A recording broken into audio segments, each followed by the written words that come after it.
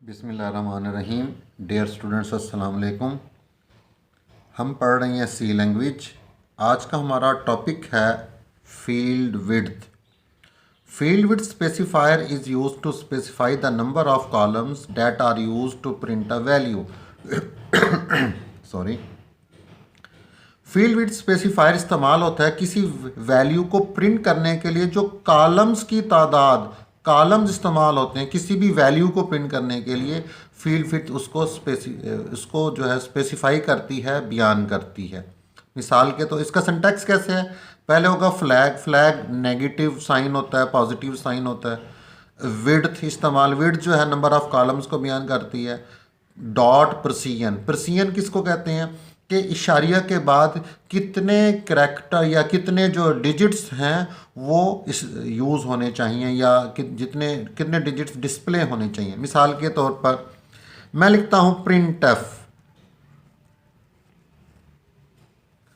अब मैं यहाँ पर लिख देता हूँ, फ़र्ज़ कर लेते हैं कि percentage F format specifier use कर लेता हूँ और परसेंटेज एफ यूज़ करने के साथ मैं इसके साथ कोई वेरिएबल का वैल्यू लिख दें। लेट्स से वेरिएबल जो है हमारे पास फ्लोट टाइप का वेरिएबल है, इसकी वैल्यू 6.7 है। तो 6.72536 तो 6.72536 ठीक हो गया। तो ये वैल्यू प्रिंट हो जाएगी एक्स वेरिएबल की। अब होता क्या है, मैं लिख देता हूँ प्रिंट एफ।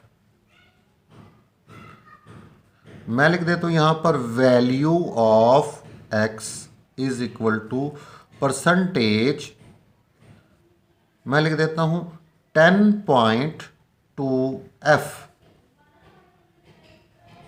और यहाँ लिख देता हूँ x।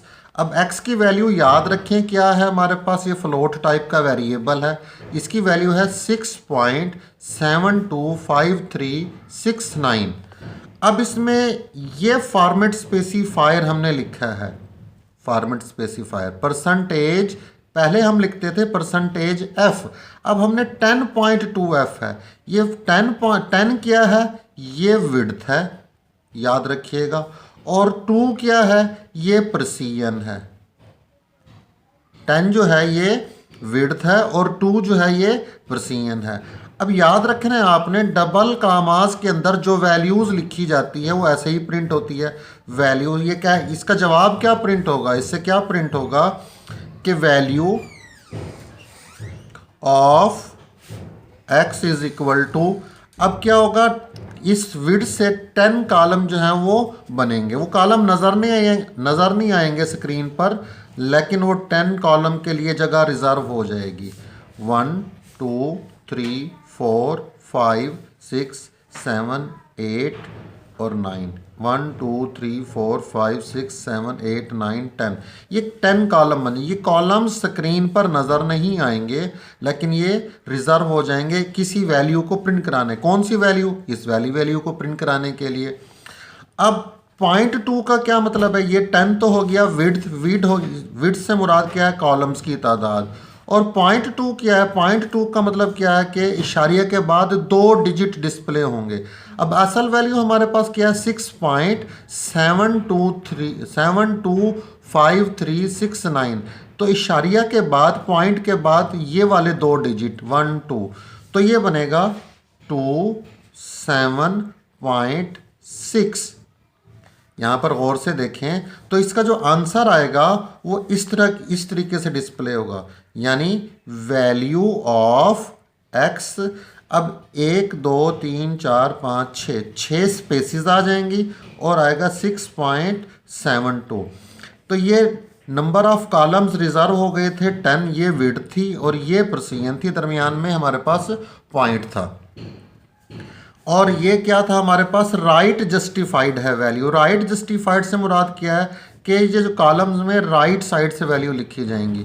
0.2 क्या है, फिर मैं दोबारा बता देता हूँ। ये अगर हम यहाँ 3 लिख देंगे तो इशारिया के बाद यहाँ पे 3 डिजिट्स आती हैं, यानी 6.7253। अब इसी तरह अगर मैं यहाँ पर ये लिख लेता हूँ, लेट्स से मैं लिख देता हूं प्रिंट एफ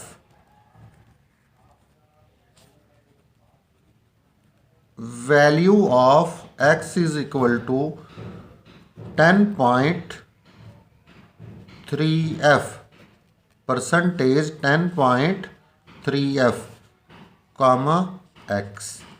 अब यहाँ पर हमने क्या किया कि ये वैल्यू क्या स्क्रीन पर आउटपुट क्या प्रिंट होगी, वैल्यू ऑफ एक्स। आगे कितने कॉलम्स बन जाएंगे, आगे बन जाएंगे 10 कॉलम्स, 1 2 3 4 5 6 7 8 9, 1 2 3 4 5 6 7 8 9 10। अगर मैं यहाँ पर माइनस भी साथ लगा दूँ, यहाँ पर 10 से पहले परसेंटेज के फ़ौरन बाद और 10 से पहले यहाँ पर माइनस साथ लगा देता हूँ, तो इससे क्या होगा कि ये वैल्यू लेफ़्ट जस्टिफाइड हो जाएगी। लेफ़्ट जस्टिफाइड से मुराद क्या है कि वैल्यू कौन सी प्रिंट होगी, 6.725। अब देखें ये यहाँ पर ऊपर हमने क्या किया था, यहाँ पर माइनस नहीं लगाया था। ये माइनस क्या है, इसी माइनस को हम कह रहे हैं फ्लैग। ये जो हमने कहा था कि ये फ्लैग है पर्सियन है, ये माइनस फ्लैग है। 10 जो है ये विड्थ है और 3 जो है वो पर्सियन है, यानी पॉइंट के बाद 3 डिजिट्स प्रिंट होंगे। तो असल वैल्यू थी हमारे पास 6.725369।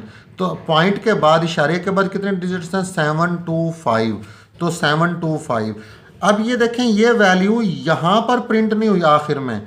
अगर आप यहाँ पर माइनस लगाएंगे, ये फ्लैग कहलाता है माइनस, तो ये लेफ़्ट साइड से शुरू होगी। और अगर ये माइनस नहीं लगाएंगे तो ये राइट साइड से शुरू होगी। राइट साइड से शुरू होने का मतलब क्या है, ये राइट जस्टिफाइड होगी।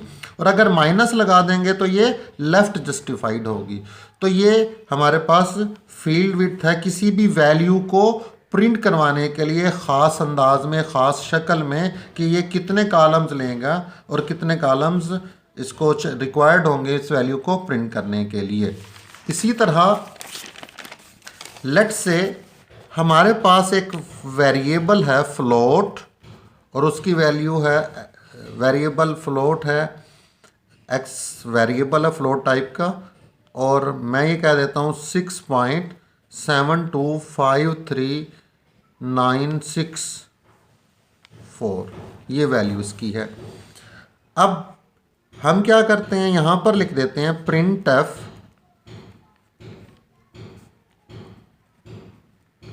Value of x is equal to percentage 2.4f comma x. अब ये हमारे पास फॉर्मेट स्पेसिफायर है, इसमें ये फील्ड विड्थ है और ये प्रेसिजन है। तो इसका आंसर क्या होगा, value of x is equal to, ये चीज़ तो ऐसे ही प्रिंट हो जाएगी क्योंकि डबल कामास के अंदर जो चीज़ लिखी होती है वो एज इट इज़ प्रिंट हो जाती है, जैसे यहाँ पर लिखी होती है वैसे ही जवाब में प्रिंट होती है। अब देखें यहाँ पर कितने कॉलम्स बनने हैं, 2 बनने हैं। तो 2 कॉलम्स जो हैं इस वैल्यू को प्रिंट करवाने के लिए नाकाफ़ी हैं, कम हैं। तो जब अगर कॉलम्स की तादाद यहाँ पर कम हो तो कंप्यूटर या कंपाइलर ऑटोमेटिकली इसकी तादाद को इंक्रीज़ कर देता है। यानी ये क्या प्रिंट होगा, 6.7259। देखें अब इसको कितने रिक्वायर्ड हैं कॉलम, 1 2 3 4 5 6 कॉलम है। हमने कॉलम्स की तादाद यहाँ पर ये विड्थ कितनी दी है, फील्ड विड्थ 2 दी है, तो इसे 2 कॉलम रिक्वायर्ड थे, लेकिन यहाँ पर कॉलम्स की तादाद को हमने कम मेंशन किया है, तो ये ऑटोमेटिकली इस कॉलम की तादाद को इंक्रीज़ कर देते हैं। जितने कॉलम्स रिक्वायर्ड होते हैं उतने ही कॉलम ये यहाँ पर यूज़ कर लेता है। तो 0.4 का मतलब क्या है, इसकी प्रेसिजन क्या है, 4 है। 4 से मुराद है कि पॉइंट के बाद 4 डिजिट्स को, तो इसके बाद थे हमारे पास यहाँ पर 6 डिजिट, लेकिन ये यहाँ पर 4 डिजिट को डिस्प्ले करेगा। तो ये इसकी क्या हुई, हमारे पास ये इसकी प्रेसिजन हुई। तो कहने का मतलब क्या था कि अगर हम यहाँ पर फील्ड विड्थ में विड्थ कॉलम्स की तादाद 10 देते हैं तो बाकी के कॉलम्स खाली रह जाते हैं। अगर कॉलम्स की तादाद जो रिक्वायर्ड होते हैं वैल्यू प्रिंट कराने के लिए, अगर उससे कॉलम्स की तादाद को कम दे तो ऑटोमेटिकली ये उसे एक्सपेंड कर देते हैं, वैल्यू पूरी की पूरी प्रिंट होगी। यानी यहाँ पर हमें 6 कॉलम रिक्वायर्ड थे, तो ऑटोमेटिकली इसकी फील्ड विड्थ ये 6 कर देगा। उम्मीद है आपको ये लेक्चर समझ आ गया होगा। अपनी बुक से आपने इसको रीड भी करना है, उसकी एग्जांपल्स को भी आपने रीड करना है। अगर आपने अभी तक मेरे चैनल को सब्सक्राइब नहीं किया तो जल्दी से मेरे चैनल को सब्सक्राइब कर दें और नोटिफिकेशन आइकन पर क्लिक कर दें ताकि हर नई आने वाली वीडियो का नोटिफिकेशन आपको मिल सके। अपना ख्याल रखिएगा। नेक्स्ट लेक्चर में मुलाकात होगी। अल्लाह हाफिज़।